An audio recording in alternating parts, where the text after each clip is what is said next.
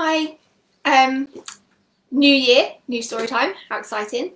Thank you for joining. Um, you've got me and Pooh Bear now. The seasonal fun is over, so it's just back to the regulars. Obviously Pooh Bear's back wearing his mask because he's being responsible.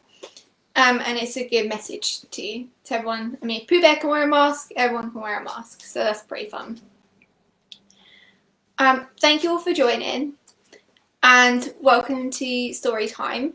Today we're going to be reading Harry Potter and the Philosopher's Stone. So this is the first book in the Harry Potter series, which, not everybody's read, but, you're either a fan of the books, you're a fan of the movies, fan of both, fan of going to see all the places. There's such a lot that you can get from them. They are magical stories and they are very much beloved. I love them as well. What's quite cool is my particular copy, you'll see that the spine is very much sun faded. It's a very loved copy. And I actually got my copy after the first film came out, because I got a set of the first 4 books. And you can just see them here. So they actually live up on my shelf and there's a whole bunch of Harry Potter stuff there. So I definitely have my little cousins. I love them as well. So the copy we're using is one of the more traditional covers. I'll just hold that up there. There you go. And let's credit the illustrator because it's a very iconic image actually now. Thomas Taylor. And that image is from '97. And what's really nice is there's a beautiful picture of Dumbledore on the back. There we go. They are the only illustrations though in the book, which is really interesting because some people think about it and because they're so interested in the visual side that you instantly think that there's going to be loads of images or that the writing's so good that you can imagine it all. But yeah, there's no illustrations in the book, so that's our only one for today. So we're going to read the beginnings and we're going to stop at what I think is quite an interesting little spot. So for anyone who's never actually read the books before, I really hope you enjoy today and want to carry on and read the rest. And for those that have read the books and love them, I hope you enjoy the read. Obviously we have our Pooh Bear mug, our Once Upon a Time bookmark, both gifts from our fans of Storytime, which is really lovely. And we'll get started with Harry Potter and the Philosopher's Stone by J.K. Rowling. Chapter 1, The Boy Who Lived. Mr. and Mrs. Dursley of number 4 Privet Drive were proud to say that they were perfectly normal, thank you very much. They were the last people you'd expect to be involved in anything strange or mysterious, because they just didn't hold with such nonsense. Mr. Dursley was the director of a firm called Grunnins, which made drills. He was a big, beefy man with hardly any neck, although he did have a very large moustache. Mrs. Dursley was thin and blonde and had nearly twice the usual amount of neck, which came in very useful as she spent so much of her time craning over garden fences, spying on the neighbours. The Dursleys had a small son called Dudley, and in their opinion, there was no finer boy anywhere. The Dursleys had everything they wanted, but they also had a secret, and their greatest fear was that somebody would discover it. They didn't think they could bear it if anyone found out about the Potters. Mrs. Potter was Mrs. Dursley's sister, but they hadn't met for several years. In fact, Mrs. Dursley pretended she didn't have a sister, because her sister and her good-for-nothing husband were the un-Dursleyish as it could be possibly to be. The Dursleys shuddered to think what the neighbours would say if the Potters arrived in the street. The Dursleys knew that the Potters had a small son too, but they had never seen him. This boy was another good reason for keeping the Potters away. They didn't want Dudley mixing with a child like that. When Mr. and Mrs. Dursley woke up on the dull, grey Tuesday of where our story starts, There was nothing about the cloudy sky outside to suggest the strange and mysterious things would soon be happening over the country. Mr. Dursley hummed as he picked out his most boring tie for work, and Mrs. Dursley gossiped away happily as she wrestled a screaming Dudley into his high chair. None of them noticed a large, tawny owl flutter past the window. At 8:30, Mr. Dursley picked up his briefcase, pecked Mrs. Dursley on the cheek, and tried to kiss Dudley goodbye, but missed, because Dudley was now having a tantrum and throwing his cereal at the walls. "Little tyke," chortled Mr. Dursley as he left the house. He got into his car and backed out of number 4's drive. It was on the corner of the street that he noticed the first sign of something peculiar: a cat reading a map. For a second, Mr. Dursley didn't realise what he had seen. Then he jerked his head around to look again. There was a tabby cat standing on the corner of Privet Drive, but there wasn't a map in sight. What could he have been thinking of? It must have been a trick of the light. Mr. Dursley blinked and stared at the cat. It stared back. As Mr. Dursley drove round the corner and up the road, he watched the cat in his mirror. It was now reading the sign that said Privet Drive. No, looking at the sign. Cats couldn't read maps or signs. Mr. Dursley gave himself a little shake and put the cat out of his mind. As he drove towards town, he thought of nothing except the large order of drills he was hoping to get that day. But on the edge of town, drills were driven out of his mind by something else. As he sat in the usual morning traffic jam, he couldn't help noticing that there seemed to be a lot of strangely dressed people about, people in cloaks. Mr. Dursley couldn't bear people who dressed in funny clothes. The get-ups you saw on young people. He supposed this was some stupid new fashion. He drummed his fingers on the steering wheel, and his eyes fell to a huddle of these weirdos standing quite close by. They were whispering excitedly together. Mr. Dursley was enraged to see that a couple of them weren't young at all. Why, that man has to be older than he was, and wearing an emerald green cloak. The nerve of him. And then it struck Mr. Dursley that this was probably some silly stunt. These people were obviously collecting for something. Yes, that would be it. The traffic moved on, and a few minutes later, Mr. Dursley arrived at the Grunnings car park, his mind back on drills. Mr. Dursley always sat with his back to the window in his office on the 9th floor. If he hadn't, he might have found it harder to concentrate on drills that morning. He didn't see the owls swooping past in broad daylight, though people down in the street did. They pointed and gazed open mouths as owl after owl sped overhead. Most of them had never seen an owl even at night time. Mr. Dursley, however, had a perfectly normal, owl-free morning. He yelled at 5 different people. He made several important telephone calls and shouted a bit more. He was in a very good mood until lunchtime, when he thought he had stretched his legs, and walked across the road to buy himself a bun from the baker's opposite. He had forgotten all about the people in cloaks until he passed a group of them next to the baker's.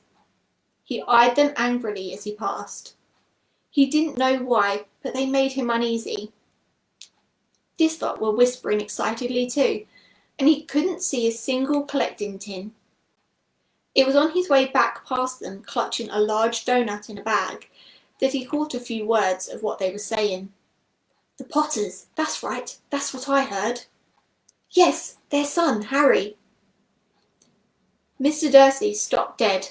Fear flooded him. He looked back at the whispers as if he wanted to say something to them, but he thought better of it. He dashed back across the road, hurried up to his office, snapped at his secretary not to disturb him, seized his telephone, and had almost finished dialing his home number when he changed his mind. He put the receiver back down and stroked his moustache, thinking, no, he was being stupid. Potter wasn't an unusual name. He was sure there were lots of people called Potter who had a son called Harry. Come to think of it, he wasn't even sure his nephew was called Harry. He had never even seen the boy. It might have been Harvey or Harold. There was no point in worrying Mrs. Dursley. She always got so upset at any mention of her sister. He didn't blame her, if he had had a sister like that. But all the same, those people in cloaks. He found it a lot harder to concentrate on drills that afternoon. When he left for the building at 5 o'clock, he was still so worried that he walked straight into someone just outside the door. Sorry, he grunted, as the tiny man stumbled and almost fell. It was a few seconds before Mr. Dursley realised that the man was wearing a violet cloak. He didn't seem at all upset at being almost knocked to the ground. On the contrary, his face split into a wide smile, and he said in a squeaky voice that made passers-by stare, "Don't be sorry, my dear sir, for nothing could upset me today. Rejoice, for you know who has gone at last. Even muggles like yourself should be celebrating his happy, happy day." And the old man hugged Mr. Dursley around the middle and walked off. Mr. Dursley stood rooted on the spot. He had been hugged by a complete stranger. He also thought he had been called a muggle, whatever that was. He was rattled. He hurried to his car and set off home, hoping he was imagining things when he had never hoped before, because he didn't approve of imagination. As he pulled into the driveway of number 4, the first thing he saw, and it didn't improve his mood, was the tabby cat he'd spotted that morning. It was now sitting on his garden wall. He was sure it was the same one. It had the same markings around the eyes. "Shoo!" said Mr. Dursley loudly. The cat didn't move. It gave him a stern look. Was this normal cat's behaviour? Mr. Dursley wondered. Trying to pull himself together, he let himself into the house. He was still determined not to mention anything to his wife. Mrs. Dursley had had a nice, normal day. She told him over dinner all about Mrs. Next Door's problems with her daughter, and how Dudley had learnt a new word, shan't. Mr. Dursley tried to act normally. When Dudley had been put to bed, he went into the living room in time to catch the last report on the evening news. And finally, birdwatchers everywhere have reported that the nation's owls have been behaving very unusually today. Although owls normally hunt at night and are hardly ever seen in the daylight, there have been hundreds of sightings of these birds flying in every direction since sunrise. Experts are unable to explain why the owls have suddenly changed their sleeping pattern. The newsreader allowed himself a grin. Most mysterious. And now over to Jim McGuffin with the weather. Going to be any more showers of owls tonight, Jim? Well, Ted, said the weatherman, I don't know about that, but it's not only the owls that have been acting oddly today. Viewers as far apart as Kent, Yorkshire and Dundee have been phoning in to tell me that instead of rain, the rain I promised yesterday, they've had a downpour of shooting stars. Perhaps people have been celebrating bonfire night early. It's not until next week, folks, but I can promise a wet night tonight. Mr. Dursley sat frozen in his armchair.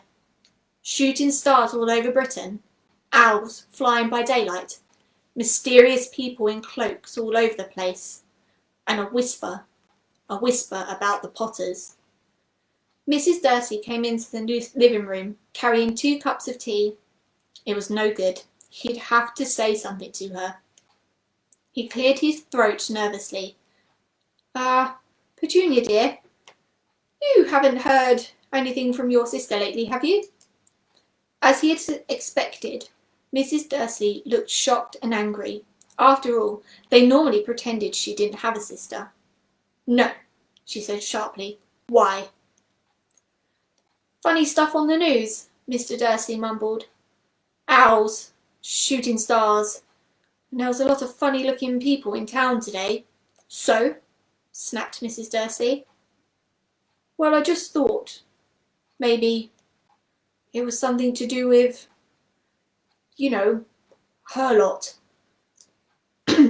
Mrs. Dursley sipped her tea through pursed lips.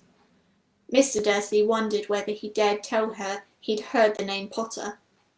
He decided he didn't dare. Instead, he said as casually as he could, "Their son. He'd been about Dudley's age now, wouldn't he?"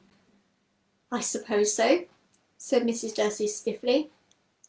"What's his name again? Howard, isn't it?" "Harry. Nasty common name, if you ask me." "Oh, yes," said Mr. Dursley, his heart sinking horribly. "Yes, I quite agree." He didn't say another word on the subject as they went upstairs to bed. While Mrs. Dursley was in the bathroom, Mr. Dursley crept to the bedroom window and peered down into the front garden. The cat was still there. It was staring down Privet Drive as though it was waiting for something. Was he imagining things? Could all of this have anything to do with the Potters? If it did, if it got out that they were related to a pair of... Well, he couldn't bear thinking of it. The Dursleys got into bed. Mrs. Dursley fell asleep quickly, but Mr. Dursley lay awake, turning it all over in his mind. His last comforting thought before he fell asleep was that even if the Potters were involved, there was no reason for them to come near him and Mrs. Dursley. The Potters knew very well what he and Petunia thought about them and their kind. He couldn't see how he and Petunia could get mixed up in anything that might be going on. He yawned and turned over. It couldn't affect them. How very wrong he was. Mr. Dursley might have been drifting into an uneasy sleep, but the cat on the wall outside was showing no sign of sleepiness. It was sitting as still as a statue, its eyes fixed unblinkingly on the far corner of Privet Drive. It didn't so much as quiver when a car door slammed into the next street, nor when 2 owls swooped overhead. In fact, it was nearly midnight before the cat moved at all. A man appeared on the corner the cat had been watching. Appeared so suddenly and silently, you'd have thought he had just popped out of the ground. The cat's tail twitched and its eyes narrowed. Nothing like this man had ever been seen in Privet Drive. He was tall, thin, and very old, judging by the silver of his hair and beard, which were both long enough to tuck into his belt. He was wearing long robes, a purple cloak which swept the ground, and high-heeled buckled boots. His blue eyes were light, bright, and sparkling behind half-moon spectacles, and his nose was very long and crooked, as though it had been broken at least twice. This man's name was Albus Dumbledore. Albus Dumbledore didn't seem to realise that he had just arrived in a street where everything from his name to his boots was unwelcome. He was busy rummaging in his cloak, looking for something, but he did seem to realise he was being watched, because he looked up suddenly at the cat, which was still staring at him from the other end of the street. For some reason, the sight of the cat seemed to amuse him. He chuckled and murmured, "I should have known." He had found what he was looking for in his inside pocket. It seemed to be a silver cigarette lighter. He flicked it open and held it up in the air and clicked it. The nearest street lamp went out with a little pop. He clicked it again. The next street lamp flickered into darkness. 12 times he clicked the put-outer, until the only lights left in the whole street were 2 tiny pinpricks in the distance, which were the eyes of the cat watching him. If anyone looked out of their bedroom window now, even beardy-eyed Mrs. Dursley wouldn't have been able to see anything that was happening down on the pavement. Dumbledore slipped the put-outer back inside his cloak and set off down the street towards number 4, where he sat on the wall next to the cat. He didn't look at it at all, but the moment after he spoke to it. "Fancy seeing you here, Professor McGonagall." He turned to smile at the tabby, but it had gone. Instead, he was smiling at a rather severe-looking woman who was wearing square glasses, exactly the shape of the markings the cat had around her eyes. She too was wearing a cloak, an emerald one. Her black hair was drawn into a tight bun. She looked distinctly ruffled. "How did you know it was me?" she said. "My dear Professor, I've never seen a cat sit so stiffly." "You'd be stiff if you'd been sitting on a brick wall all day," said Professor McGonagall. "All day? When you should have been celebrating. I must have passed a dozen feasts and parties on my way here." Professor McGonagall sniffed angrily. "Oh yes, everyone's celebrating all right," she said impatiently. "You'd think they'd be a bit more careful, but no.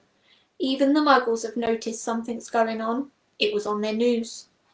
She jerked her head back to the Dursleys' dark living room. "I heard it. Flocks of owls shooting stars? Well, they're not completely stupid. They were bound to notice something. Shooting stars down in Kent. I bet that was Daedalus Diggle. He never had much sense." "You can't blame them," said Dumbledore gently. "We've had precious little to celebrate for 11 years. "I know that," said Professor McGonagall irritably, "but that's no reason to lose our heads. People are being downright careless, out on the streets in broad daylight, not even dressed in Muggle clothes, swapping rumours." She threw a sharp, sideways glance at Dumbledore here, as though hoping he was going to tell her something, but he didn't. So she went on. "A fine thing it would be if, on the very day you-know-who seems to have disappeared at last, the Muggles found out about us all." "I suppose he really has gone, Dumbledore?" "Certainly seems so," said Dumbledore. "We have much to be thankful for. Would you care for a sherbet lemon?" "A what?" "A sherbet lemon. They're a kind of Muggle sweet I'm fond of." "No, thank you," said Professor McGonagall coldly, as though she didn't think this was the moment for sherbet lemons. "As I say, even if you know who has gone, my dear Professor, surely a sensible person like yourself can call him by his name. All this you-know-who nonsense. For 11 years I've been trying to persuade people to call him by his proper name. Voldemort." Professor McGonagall flinched, but Dumbledore, who was unsticking 2 sherbet lemons, seemed not to notice. "It all gets so confusing if we keep saying you-know-who. I have never seen any reason to be frightened of saying Voldemort's name." "I know you haven't," said Professor McGonagall, sounding half exasperated, half admiring. "But you're different. Everyone knows you're the only one you know—" "Oh, all right. Voldemort was frightened of." "You flatter me," said Dumbledore calmly. "Voldemort had powers I will never have. Only because you're too, well, noble to use them. It's lucky it's dark. I haven't blushed so much since Madame Pomfrey told me she liked my new earmuffs." Professor McGonagall shot a sharp look at Dumbledore and said, "The owls are nothing to the rumours that are flying around.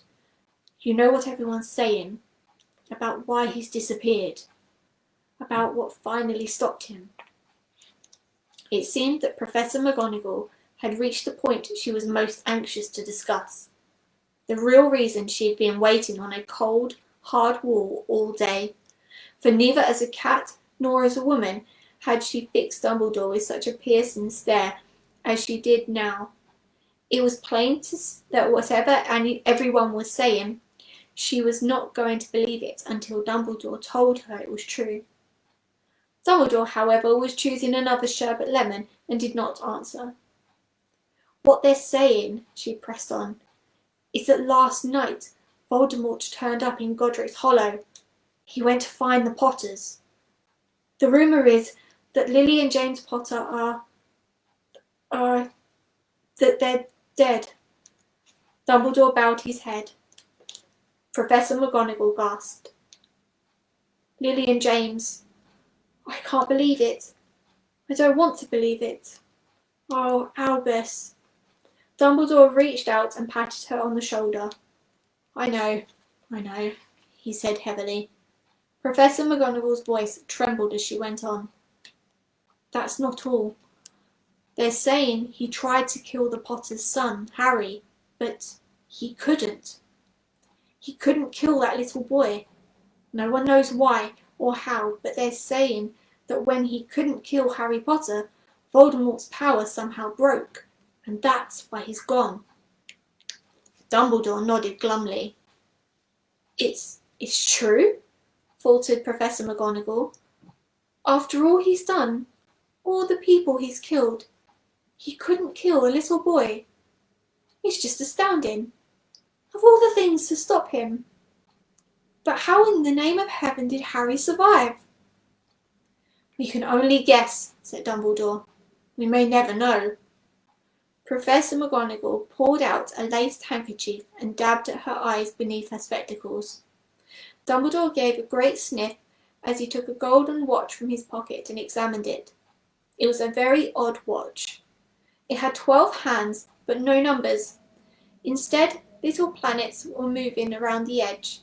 It must have made sense to Dumbledore, though, because he put it back in his pocket and said, Hagrid's late. I suppose it was he who told you I'd be here, by the way. Yes, said Professor McGonagall. And I don't suppose you're going to tell me why you're here, of all places. I've come to bring Harry to his aunt and uncle. They're the only family he has left now. You don't mean... You can't mean the people who live here, cried Professor McGonagall, jumping to her feet and pointing at number 4. Dumbledore, you can't. I've been watching them all day. You couldn't find 2 people who are less like us. And they've got this son. I saw him kicking his mother all the way up the street, screaming for sweets. Harry Potter, come and live here? It's the best place for him, said Dumbledore firmly. His aunt and uncle will be able to explain everything to him when he's older. I've written them a letter. A letter? Repeated Professor McGonagall faintly, sitting back down on the wall. Really, Dumbledore, you think you can explain all in this letter? These people will never understand him. He'll be famous. A legend. I wouldn't be surprised if today was known as Harry Potter Day in the future. There will be books written about Harry. Every child in our world will know his name. Exactly, said Dumbledore, looking very seriously over the top of his half-moon glasses. It would be enough to turn any boy's head. Famous before he can walk and talk. Famous for something he won't even remember. Can't you see how much better off he'd be growing up away from all that, until he's ready to take it? Professor McGonagall opened her mouth, changed her mind, swallowed, and then said, Yes, you're right, of course. But how is the boy getting here, Dumbledore? She eyed his cloak suddenly, as though she thought he might be hiding Harry underneath it. Hagrid's bringing him. You think it wise to trust Hagrid with something as important as this? I would trust Hagrid with my life, said Dumbledore. I'm not saying his heart isn't in the right place, said Professor McGonagall grudgingly, but you can't pretend he's not careless. He does tend to... What was that? A low, rumbling sound had broken the silence around them. It grew steadily louder as they looked up and down the street for some sign of a headlight. It swelled to a roar as they both looked up into the sky. A huge motorbike fell out of the air and landed on the road in front of them. If the motorbike was huge, it was nothing compared to the man sitting astride it. He was almost twice as tall as a normal man and at least 5 times as wide. He looked simply too big to be allowed, and so wild, long tangles of bushy black hair and a beard hid most of his face. He had hands the size of dustbin lids, and his feet in their leather boots were like baby dolphins. In his vast, muscular arms, he was holding a bundle of blankets. "Hagrid," said Dumbledore, sounding relieved. "At last. And where did you get that motorbike?" "Borrowed it, Professor Dumbledore, sir," said the giant, climbing carefully off the motorbike as he spoke. "Young Sirius Black lent it me. I've got him, sir." "No problems, were there?" "No, sir. House was almost destroyed, but I got him out all right before the muggles started swarming around. He fell asleep as we were flying over Bristol." Dumbledore and Professor McGonagall bent forward over a bundle of blankets. Inside, just visible, was a baby boy fast asleep. Under a tuft of jet black hair over his forehead, they could see a curiously shaped cut, like a lightning bolt. "Is that where—" whispered Professor McGonagall. "Yes," said Dumbledore. "He'll have that scar there forever." "Couldn't you do something about it, Dumbledore?" "Even if I could, I wouldn't. Scars can come in useful. I have one myself above my left knee, which is a perfect map of the London Underground. Well, give him here, Hagrid. We'd better get this over with." Dumbledore took Harry in his arms and turned towards the Dursleys' house. Could I say goodbye to him, sir?" asked Hagrid. He bent his great shaggy head over Harry and gave him what must have been a very scratchy, whiskery kiss. Then suddenly Hagrid let out a howl like a wounded dog. "Shush!" hissed Professor McGonagall. "You'll wake up the muggles." "Sorry," sobbed Hagrid, taking out a large spotted handkerchief and burying his face in it. "But I can't stand it. Lily and James dead, and poor Harry off to live with the muggles." Yes, it's all very sad, but get a grip on yourself, Hagrid, or we'll be found," Professor McGonagall whispered, patting Hagrid gingerly on the arm as Dumbledore stepped over the low garden wall and walked onto the front door. He laid Harry gently on the doorstep, took a letter out of his cloak, tucked it inside Harry's blankets, and then came back for the other two. For a full minute, the three of them stood and looked at the little bundle. Hagrid's shoulders shook. Professor McGonagall blinked furiously, and the twinkling light that usually shone from Dumbledore's eyes seemed to have gone out. "Well," said Dumbledore finally, "that's it. We've no business staying here. We may as well go and join the celebrations." "Yes," said Hagrid in a very muffled voice. "I'll be taking Sirius his bike back. Good night, Professor McGonagall." "Professor Dumbledore, sir." Wiping his streaming eyes on his jacket sleeve, Hagrid swung himself onto the motorbike and kicked the engine into life. With a roar, it rose into the air and off into the night. "I shall see you soon, I expect, Professor McGonagall," said Dumbledore, nodding to her.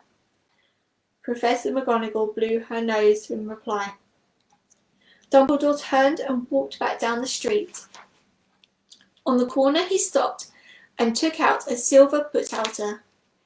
He clicked it once, and the 12 balls of light sped back to their street lamps so that Privet Drive glowed suddenly orange, and he could make out a tabby cat slinking around the corner at the other end of the street. He could just see the bundle of blankets on the step of number 4. "Good luck, Harry," he murmured. He turned on his heel, and with a swish of his cloak he was gone. A breeze ruffled the neat hedges of Privet Drive, which lay silent and tidy under the inky sky. The very last place you would expect astonishing things to happen. Harry Potter rolled over inside his blankets without waking up. One small hand closed on the letter beside him, and he slept on, not knowing he was special, not knowing he was famous, not knowing he would be woken in a few hours' time by Mrs. Dursley's screams as she opened the front door to put out the milk bottles. nor that he would be spent the next few weeks being prodded and pinched by his cousin Dudley. He couldn't know that at this very moment people meeting in secret all over the country were holding up their glasses and saying in hushed voices, "To Harry Potter, the boy who lived." Chapter 2, The Vanishing Glass. Nearly 10 years had passed since the Dursleys had woken up to their nephew on the front step, but Privet Drive had hardly changed at all. The sun rose on the same tidy front gardens and lit up the brass number on the Dursleys' front doorstep. It crept into their living room, which was almost exactly the same as it had been on the night when Mr. Dursley had seen that fateful news report about the owls. Only the photographs on the mantelpiece really showed how much time had passed. 10 years ago, there had been lots of pictures of what looked like a large pink beach ball wearing different coloured bobble hats. But Dudley Dursley was no longer a baby, and now the photographs showed a large blonde boy riding his first bicycle on a roundabout at the fair, carrying a computer game with his father, being hugged and kissed by his mother. The room held no sign at all that another boy lived in that house too. Yet Harry Potter was still there, asleep at the moment, but not for long. His Aunt Petunia was awake, and it was her shrill voice which made up the first noise of the day. "Up! Get up now!" Harry woke with a start.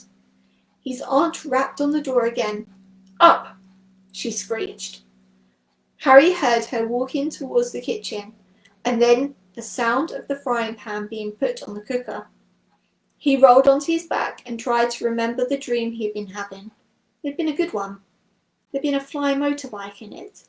He had a funny feeling that he had had the same dream before. His aunt was back outside the door. "Are you up yet?" she demanded. "Nearly," said Harry. "Well, get a move on.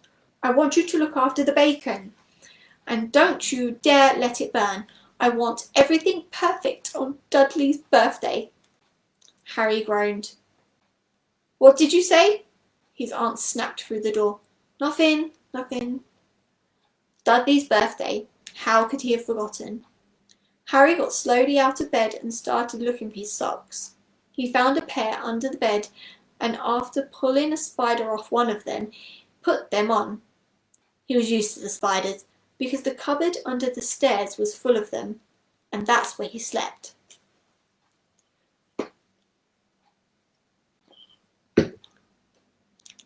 When he was dressed, he went down the hall into the kitchen. The table was almost hidden beneath all Dudley's birthday presents. It looked as though Dudley had got the new computer he wanted, not to mention the second television and the racing bike. Exactly why Dudley wanted a racing bike was a mystery to Harry, as Dudley was very fat and hated exercise. Unless, of course, it involved punching someone. Dudley's favourite punch bag was Harry, but he couldn't often catch him. Harry didn't look it, but he was very fast. Perhaps it had been something to do with living in the dark cupboard, but Harry had always been small and skinny for his age. He looked even smaller and skinnier than he really was, because all he had to wear were old clothes of Dudley's, and Dudley was about 4 times bigger than he was. Harry had a thin face, knobbly knees, black hair, and bright green eyes. He wore round glasses, held together with a lot of sellotape, because all the times Dudley had punched him on the nose. The only thing Harry liked about his own appearance was a very thin scar on his forehead, which was shaped like the bolt of a lightning. He had had it for as long as he could remember, and the first question he could ever remember asking his Aunt Petunia was how he had got it. "In a car crash, when your parents died," she had said. "And don't ask questions." Don't ask questions. That was the first rule for a quiet life with the Dursleys. Uncle Vernon entered the kitchen as Harry was turning over the bacon. "Comb your hair," he barked by way of morning greeting. About once a week, Uncle Vernon looked over the top of his newspaper and shouted that Harry needed a haircut. Harry must have had more haircuts than the rest of the boys in his class put together, but it made no difference. His hair simply grew that way, all over the place. Harry was frying eggs by the time Dudley had arrived in the kitchen with his mother. Dudley looked a lot like Uncle Vernon. He had a large pink face, not much neck, small, watery blue eyes, and thick blonde hair that lay smoothly on his thick, fat head. Aunt Petunia often said that Dudley looked like a baby angel. Harry often said that Dudley looked like a pig in a wig. Harry put the plates of egg and bacon on the table, which was difficult as there wasn't much room. Dudley, meanwhile, was counting his presents. His face fell. 36, he said, looking up at his mother and father. That's 2 less than last year. Darling, you haven't counted Auntie Marge's presents, see? It's here under the big one from Mummy and Daddy. All right, 37 then, said Dudley, going red in the face. Harry, who could see a huge Dudley tantrum coming on, began waffling down his bacon as fast as possible in case Dudley turned the table over. Aunt Petunia obviously scented danger too, because she said quickly, "And we'll buy you another 2 presents while we're out today. How's that, Popkin? 2 more presents. Is that all right?" Dudley thought for a moment. It looked like hard work. Finally, he said slowly, "So I'll have 39, sweetums," said Aunt Petunia. "Oh," Dudley said down heavily and grabbed the nearest parcel. "All right then." Uncle Vernon chuckled. "Little tyke wants his money's worth, just like his father. Attaboy, Dudley." He ruffled Dudley's hair. At that moment the telephone rang, and Aunt Petunia went to answer it, while Harry and Uncle Vernon watched Dudley unwrap the racing bike, a cine camera, a remote control aeroplane, 16 new computer games, and a video recorder. He was ripping the paper off a gold wristwatch when Aunt Petunia came back from the telephone, looking both angry and worried. "Bad news, Vernon," she said. "Mrs. Fig's broken her leg. She can't take him." She jerked her head in Harry's direction. Dudley's mouth fell open in horror, but Harry's heart gave a leap. Every year on Dudley's birthday, his parents took him and a friend out for the day to adventure parks, hamburger bars, or the cinema. Every year, Harry was left behind with Mrs. Fig, a mad old lady who lived 2 streets away. Harry hated it there. The whole house smelled of cabbage, and Mrs. Fig made him look at photographs of all the cats she had ever owned. "Now what?" said Aunt Petunia, looking furiously at Harry as though he had planned this. Harry knew he ought to feel sorry that Mrs. Fig had broken her leg, but it wasn't easy when he reminded himself it would be a whole year before he had to look at Tibble, Snowy, Mr. Paws and Tufty again. "We could phone Marge," Uncle Vernon suggested. "Don't be silly, Vernon. She hates the boy." The Dursleys often spoke about Harry like this, as though he wasn't there, or rather, as though he was something very nasty that couldn't understand them, like a slug. "What about what's-her-name, your friend, Yvonne, on holiday in Mallorca?" snapped Aunt Petunia. "You could just leave him here." "You could just leave me here," Harry put in the hope for hopefully he'd be able to watch what he wanted on television for a change, and maybe even have a go on Dudley's computer. Aunt Petunia looked as though she had just swallowed a lemon. "And come back and find the house in ruins," she snarled. "I won't blow up the house," said Harry, but they weren't listening. "I suppose we could take him to the zoo," said Aunt Petunia slowly. "And leave him in the car? That car's new. He's not sitting in it alone." Dudley began to cry loudly. In fact, he wasn't really crying. It had been years since he had really cried. But he knew that if he screwed up his face and wailed, his mother would give him anything he wanted.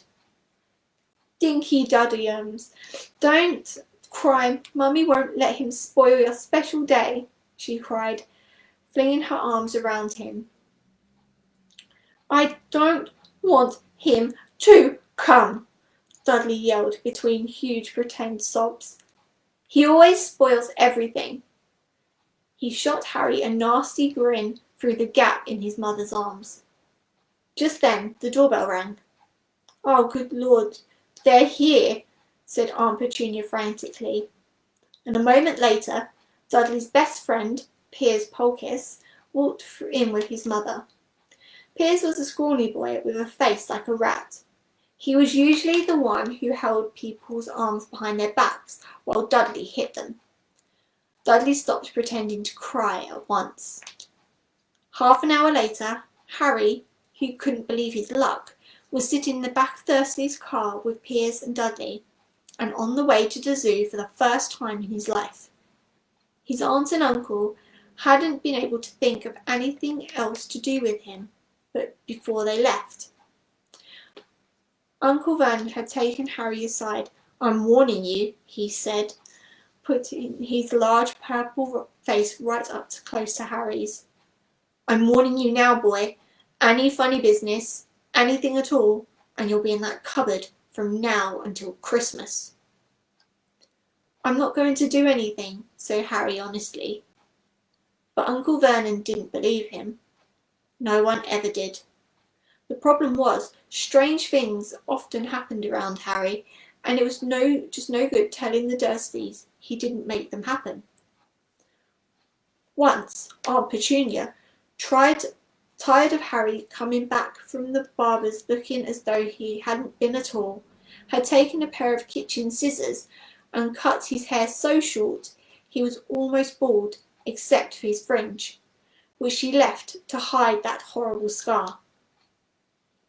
Dudley had laughed himself silly at Harry, who spent a sleepless night imagining school the next day, where he was already laughed at for his baggy clothes and sellotaped glasses. Next morning, however, he had got up to find his hair exactly as it had been before.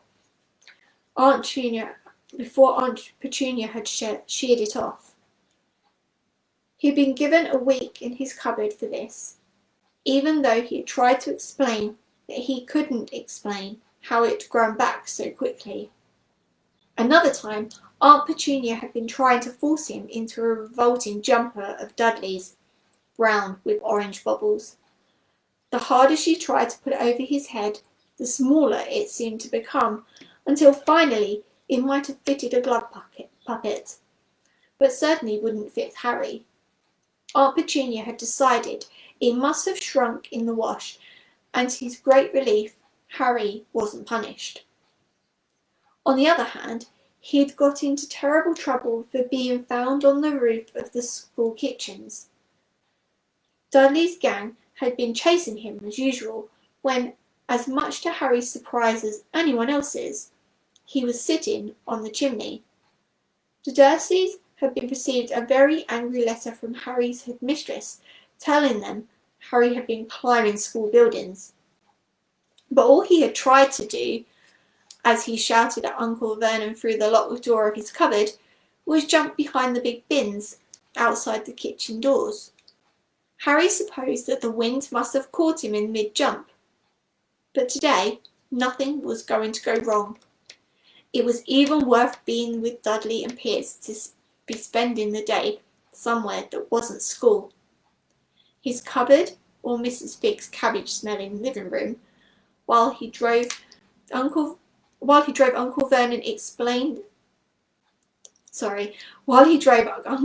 complained to Aunt Petunia. He liked to complain about things. People at work, Harry, the council, Harry, the bank, and Harry were just a few of his favourite subjects. This morning, it was motorbikes. Roaring along like maniacs, the young hoodlums, he said, as on a motorbike overtook him. I had a dream about a motorbike, said Harry, remembering suddenly. It was flying. Uncle Vernon nearly crashed into the car in front. He turned right around in his seat and yelled at Harry, his face like a gigantic beetroot with a moustache. Motorbikes don't fly. Dudley and Piers sniggered. I know they don't, said Harry. It was only a dream. But he wished he hadn't said anything. If there was one thing the Dursleys hated even more than him asking questions, it was him talking about anything acting in a way that it shouldn't, no matter if it was in a dream or even a cartoon. They seemed to think he might be getting dangerous ideas. It was a very sunny Saturday, and the zoo was crowded with families. The Dursleys bought Dudley and Piers large chocolate ice creams at the entrance, and then, because the smiling lady in the van had asked Harry what he had wanted before they could hurry him away, they bought him a cheap lemon ice lolly. It wasn't bad either, Harry thought, licking it as he watched a gorilla scratching its head and looking remarkably like Dudley, except that it wasn't blonde. Harry had the best morning he'd had in a long time. He was careful to walk a little way apart from the Dursleys so that Dudley and Piers, who were starting to get bored with the animals by lunchtime, wouldn't fall back on their favourite hobby of hitting him. They ate at the zoo restaurant, and when Dudley had a tantrum because his Knickerbocker glory was not big enough, Uncle Vernon bought him another one, and Harry was allowed to finish the first. Harry felt afterwards that he should have known it was all too good to last. After lunch, they went to the Reptile house. It was cool and dark in there, with lit windows all along the walls. Behind the glass, all sorts of lizards and snakes were crawling and slithering over bits of wood and stone. Dudley and Piers wanted to see huge poisonous cobras and thick man-crushing pythons. Dudley quickly found the largest snake in the place. It could have wrapped its body twice around Uncle Vernon's car and crushed it into a dustbin. But at the moment it didn't look like it was in the mood. In fact, it was fast asleep. Dudley stood with his nose pressed against the glass, staring at the glistening brown coils. Make it move, he whined at his father. Uncle Vernon tapped on the glass, but the snake didn't budge. Do it again, Dudley ordered. Uncle Vernon rapped the glass smartly with his knuckles, and the snake just snoozed on. This is boring, Dudley moaned. He shuffled away. Harry moved in front of the tank and looked intently at the snake. He wouldn't have been surprised if it had died of boredom itself. No company except stupid people drumming their fingers on the glass, trying to disturb it all day long. It was worse than having a cupboard as a bedroom, where the only visitor was Aunt Petunia, hammering on the door to wake you up. At least he got to visit the rest of the house. The snake suddenly opened its beady eyes. Slowly, very slowly, it raised its head until its eyes were on level with Harry's. It winked. Harry stared. Then he looked quickly around to see if anyone was watching. They weren't. He looked back at the snake and winked too. The snake jerked its head towards Uncle Vernon and Dudley, then raised its eyes to the ceiling. It gave Harry a look that said quite plainly, I get that all the time. I know, Harry murmured through the glass, though he wasn't sure the snake could hear him. He must be really annoying. The snake nodded vigorously. Where do you come from anyway? Harry said. The snake jabbed its tail at a little sign next to the glass. Harry peered at it. Boa constrictor, Brazil. Was it nice there? The boa constrictor jabbed its tail at the sign again, and Harry read on. This specimen was bred in the zoo. Oh, I see. So you've never been to Brazil?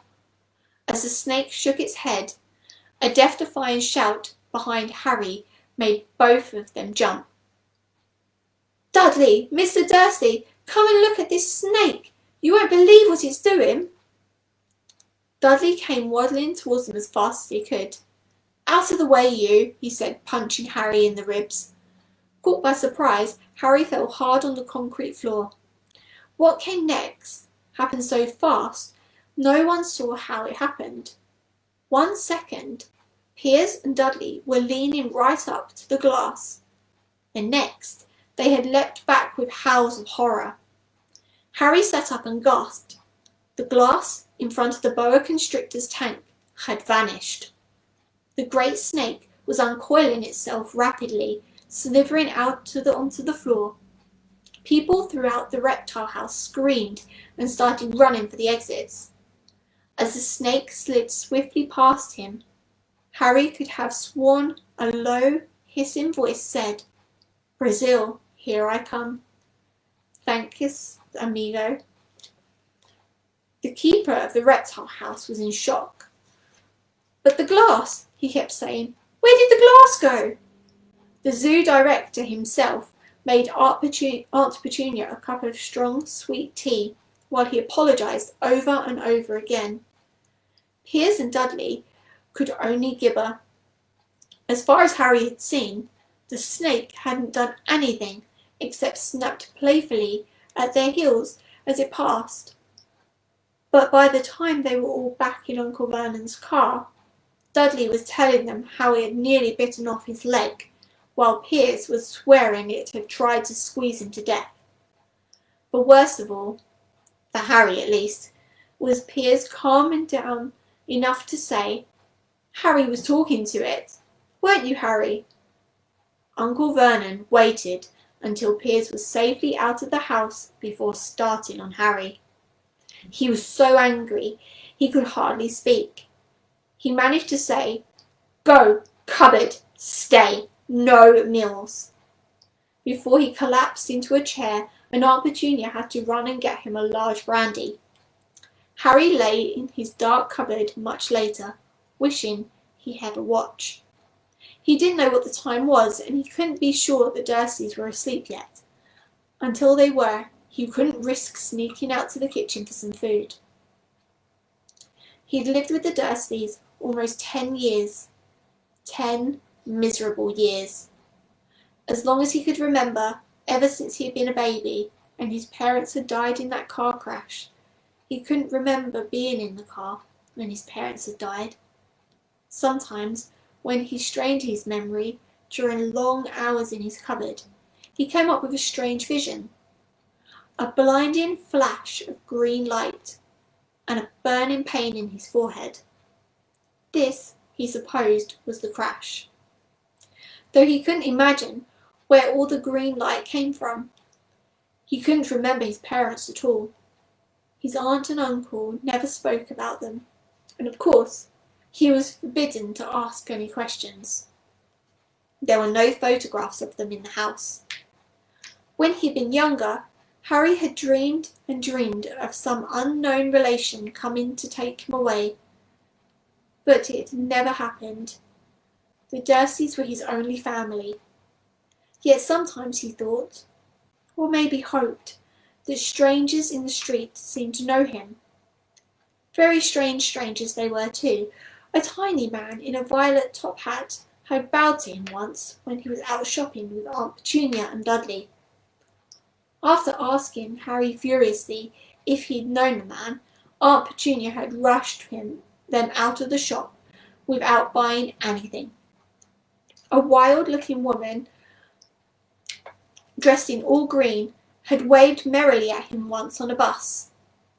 A bald man in a long purple coat had actually shaken his hand in the street the other day and then walked away without a word.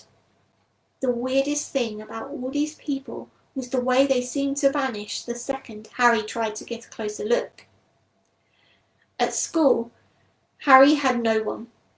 Everybody knew that Dudley's gang hated that odd Harry Potter in his baggy old clothes and broken glasses, and nobody liked to disagree with Dudley's gang.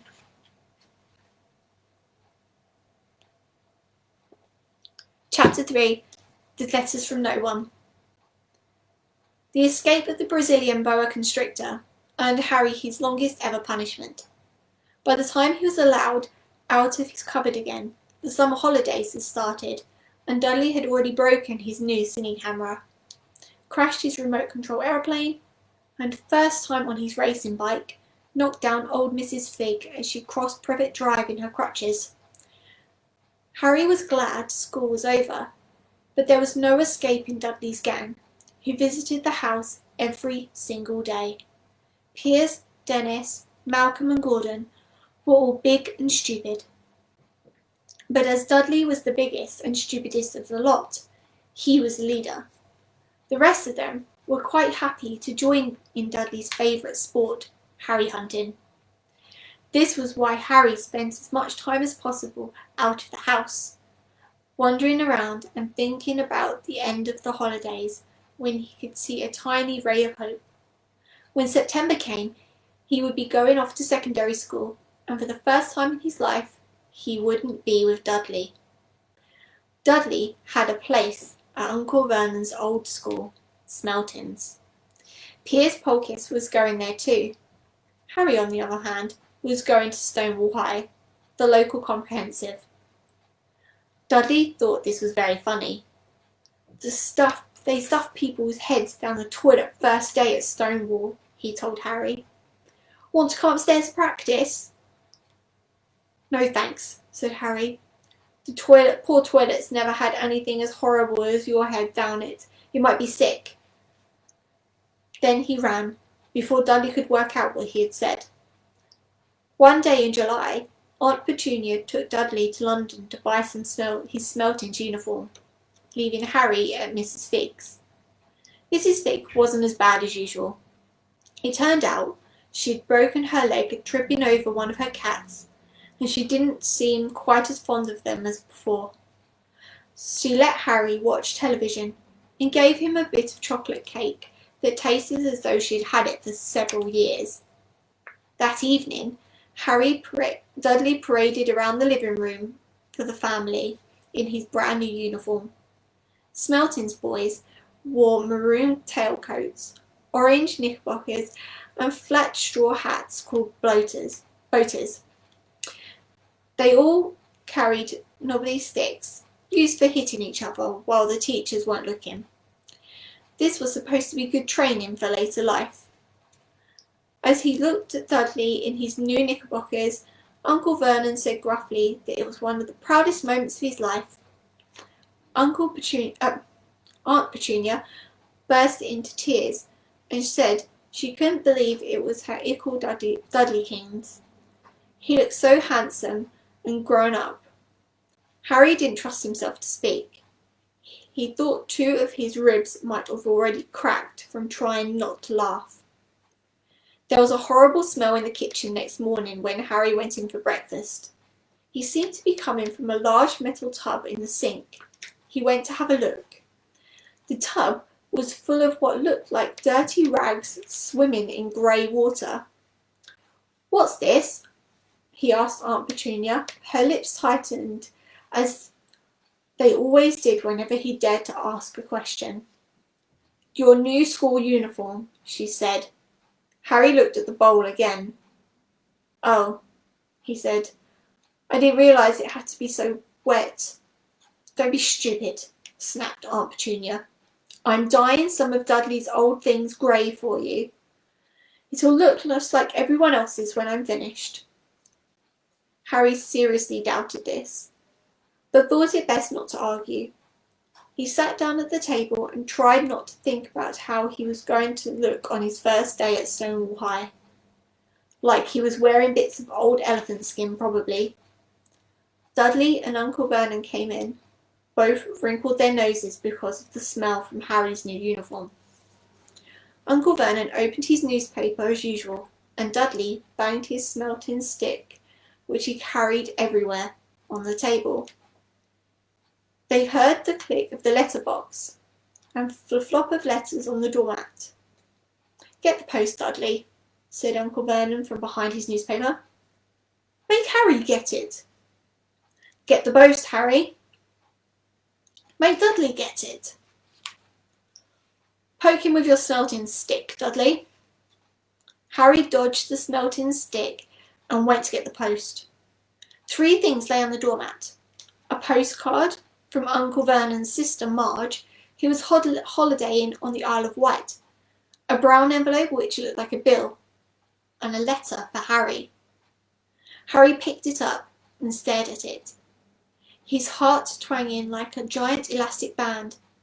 No one ever in his whole life had written to him. Who would? He had no friends, no other relatives. He didn't belong to the library, so he had never even got rude notes asking for books back. Yet here it was, a letter, addressed so plainly there could be no mistake. Mr. H. Potter, the cupboard under the stairs, 4 Privet Drive, Little Whingdon, Surrey.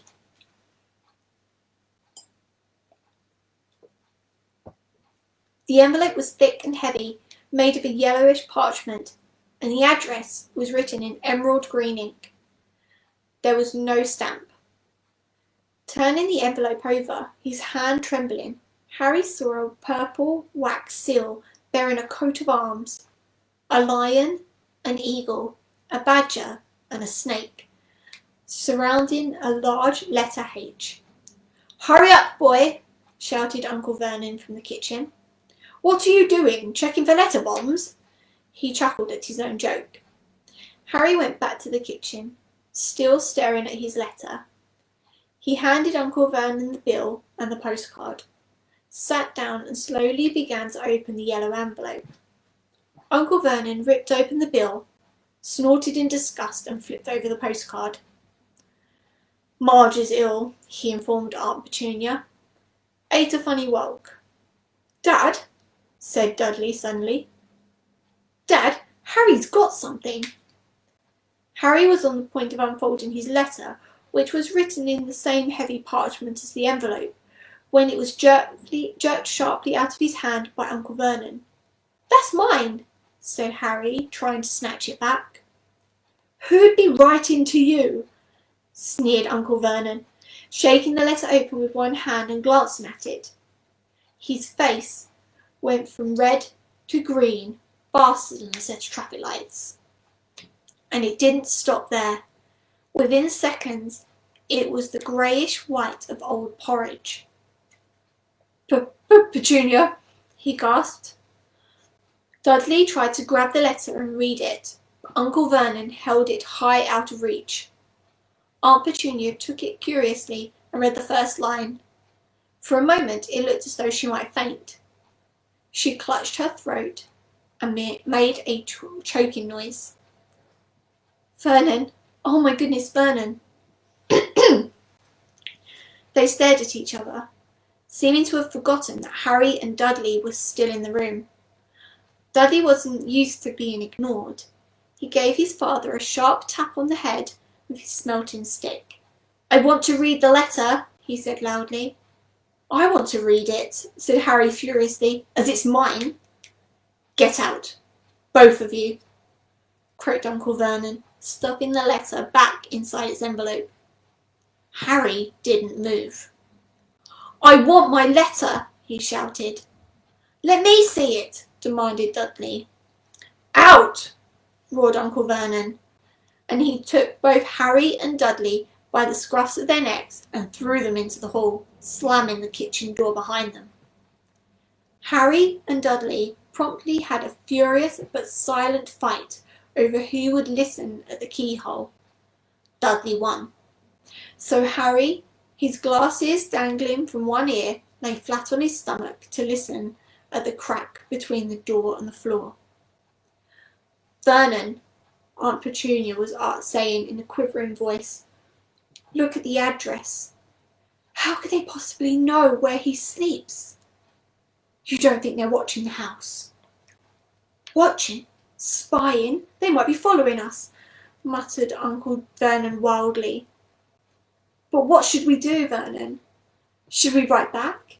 Tell them we don't want... Harry could see Uncle Vernon's shiny black shoes pacing up and down the kitchen. No, he said finally. No, we'll ignore it. If they don't get an answer, yes, that's best. We won't do anything. But I'm not having one in the house, Petunia. Didn't we swear when we took him in that we'd stamp out that dangerous nonsense? That evening, when he got back from work, Uncle Vernon did something he'd never done before. He visited Harry in his cupboard. Where's my letter? Said Harry, the moment Uncle Vernon had squeezed through the door. Who's writing to me? No one. It was addressed to you by mistake, said Uncle Vernon shortly. I've burned it. It was not a mistake, said Harry angrily. It had my cupboard on it. Silence, yelled Uncle Vernon, and a couple of spiders fell from the ceiling. He took a few deep breaths and then forced his face into a smile, which looked quite painful. Yes, Harry, about this cupboard. Your aunt and I have been thinking. You're getting really big for it. We think it might be nice if you moved into Dudley's second bedroom. Why? Said Harry. Don't ask questions, snapped his uncle. Take this stuff upstairs now.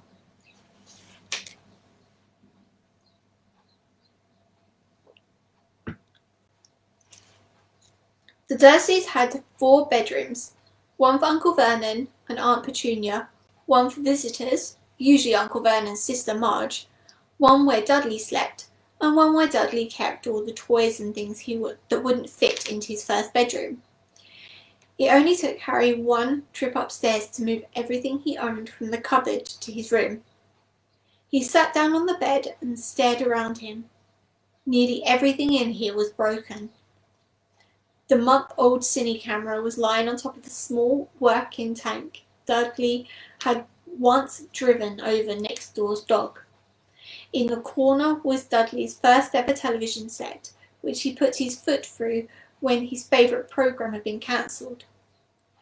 There was a large bird cage which had once held a parrot that Dudley had swapped at school for a real air rifle, which was up on a shelf, and with the end all bent because Dudley had sat on it. Another shelf was full of books. They were the only things in the room that looked as though they had never been touched. From downstairs came the sound of Dudley bawling at his mother. I don't want him in there. I need that room. Make him get out. Harry sighed and stretched out on the bed. Yesterday had given him anything be up here. Today he'd rather be back in the cupboard with that letter than have it be up here without it. The next morning at breakfast, everyone was rather quiet. Dudley was in shock. He screamed, whacked his father with the smelting stick, had been sick on purpose, kicked his mother and thrown his tortoise through the greenhouse roof, and he still didn't have his room back. Harry was thinking about this time yesterday and bitterly wishing he'd opened the letter in the hall. Uncle Vernon and Aunt Petunia kept looking at each other darkly. When the post arrived, Uncle Vernon, who seemed to be trying to be nice to Harry, made Dudley go and get it. They heard him banging things with his smelting stick all the way down the hall. Then he shouted, There's another one! Mr. H. Potter, the smallest bedroom, 4 Privet Drive. With a strangled cry, Uncle Vernon leapt from his seat and ran down the hall, Harry right behind him. Uncle Vernon had to wrestle Dudley to the ground to get the letter from him, which was made very difficult by the fact that Harry had grabbed Uncle Vernon round the neck from behind. After a minute of confused fighting, in which everyone got hit a lot by the smelting stick, Uncle Vernon straightened up, gasping for breath, with Harry's letter clutched in his hand. "Go to your cupboard. I mean bedroom. Go to your bedroom," he wheezed at Harry. "Dudley, go. Just go." Harry walked around and round his new room. Someone knew he had moved out of his cupboard, and they seemed to know he hadn't received his first letter. Surely that meant they'd try again, and this time he'd make sure they didn't fail. He had a plan. The repaired alarm clock rang at 6 o'clock the next morning. Harry turned it off quickly and dressed silently. He mustn't wake the Dursleys. He stole downstairs without turning on any of the lights. He was going to wait for the postman on the corner of Privet Drive and get the letters from number 4 first. His heart hammered as he crept across the dark hall towards the front door. Ah! Harry leapt into the air.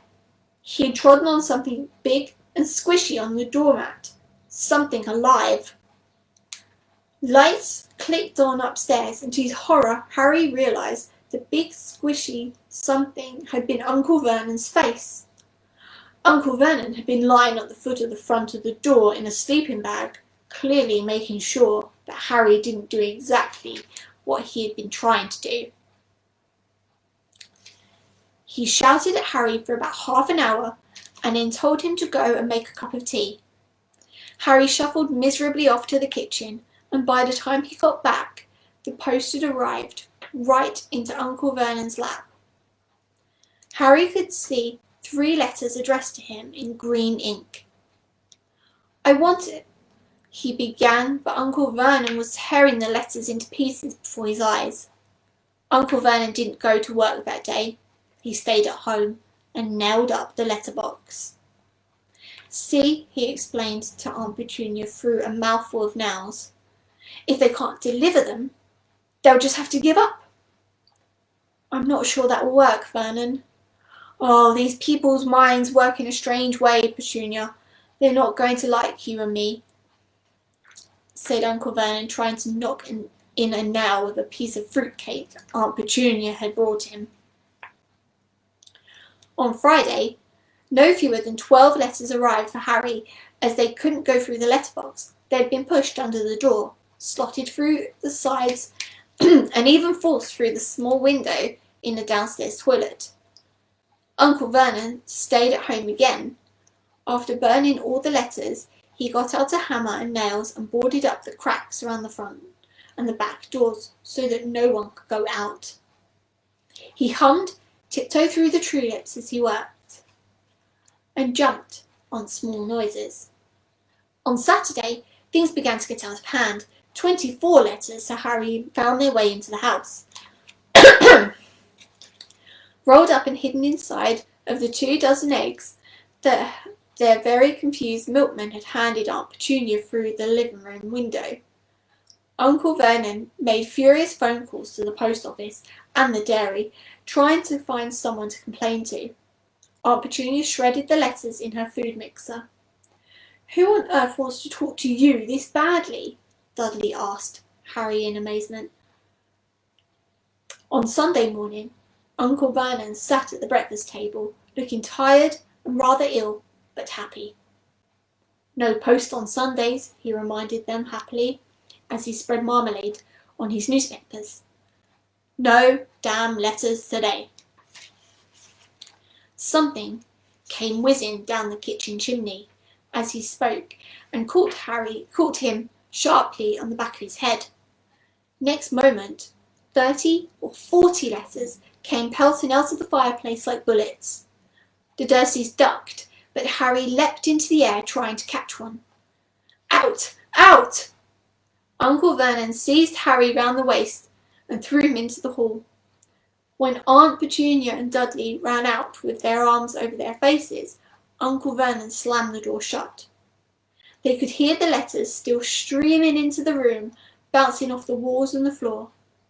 "That does it," said Uncle Vernon, trying to speak calmly, but putting great tufts out of his moustache at the same time. I want you all back here in 5 minutes, ready to leave. We're going away. Just pack some clothes, no arguments.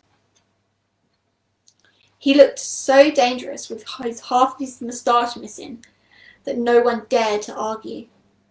10 minutes later, they had wrenched their way through the boarded up doors and were in the car, speeding towards the motorway. Dudley was sniffing in the back seat. His father had hit him round the head for holding them up while he tried to pack his television, video, and computer in his sports bag. They drove, and they drove. Even Aunt Petunia didn't dare ask where they were going. Every now and then Uncle Vernon would take a sharp turning and drive in the opposite direction for a while. Shake 'em off, he would mutter whenever he did this. They didn't stop to eat or drink all day. By nightfall, Dudley was howling.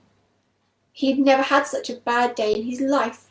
He was hungry, he missed 5 television programs, he wanted to see them, and he'd never gone so long without blowing up an alien on his computer.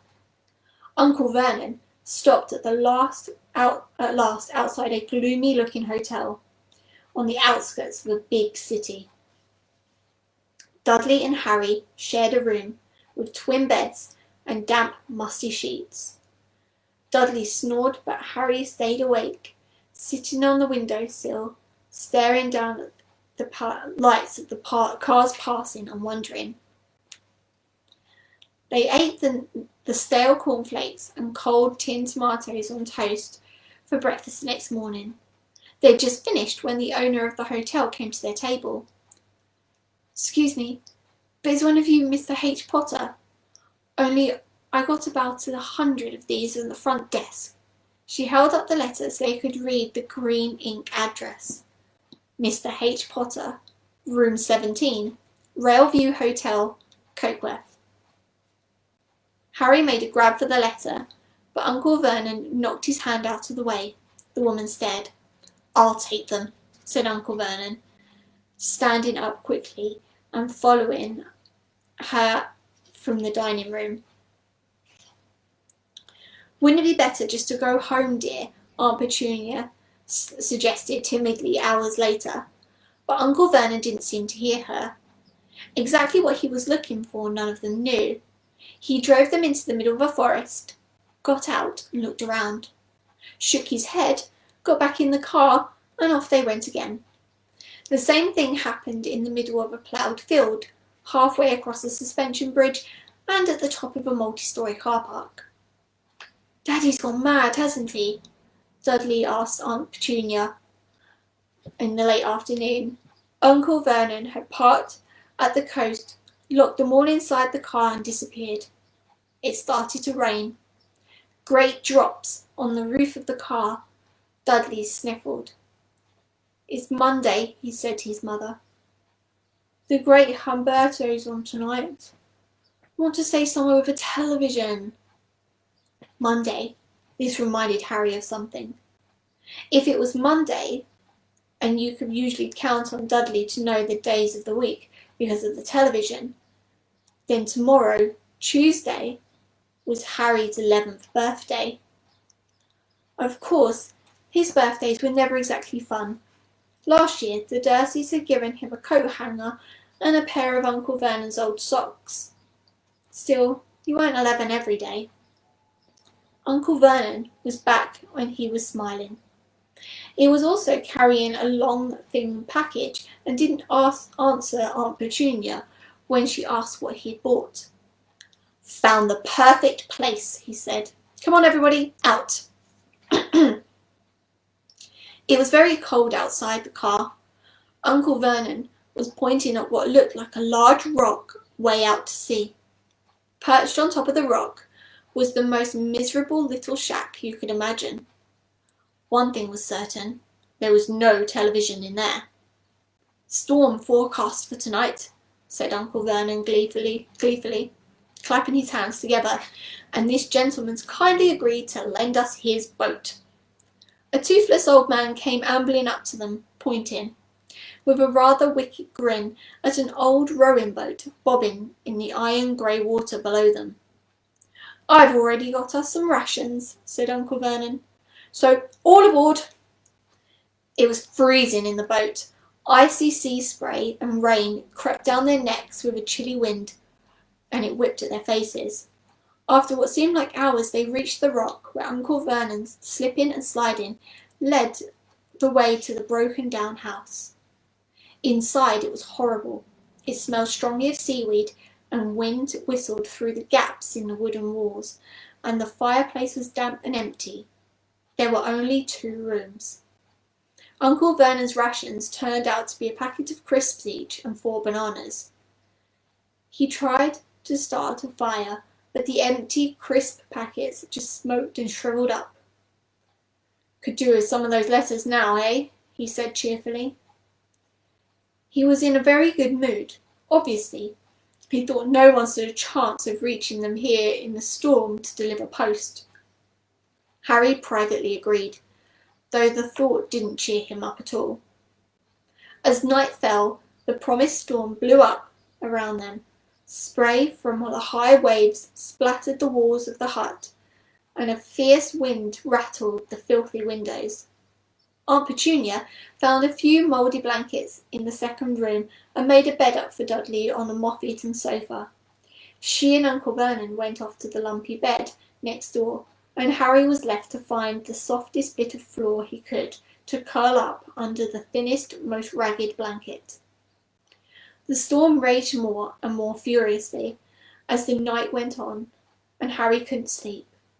He shivered and turned over, trying to get comfortable, his stomach rumbling with hunger.